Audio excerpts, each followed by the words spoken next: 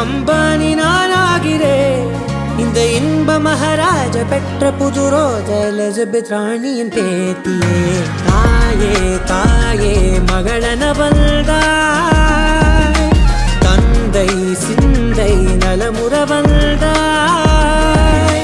நீயே லோகம் என்று ஆனாய் பெண்ணே, என்னை ஆளும் தெய்வம் நீதான் கண்ணே. பெற்றது நானா இல்லை உன் மகனே நானம்மா. தாயே தாயே மகளன வந்தாய், தந்தை சிந்தை நலமுற வந்தாய்.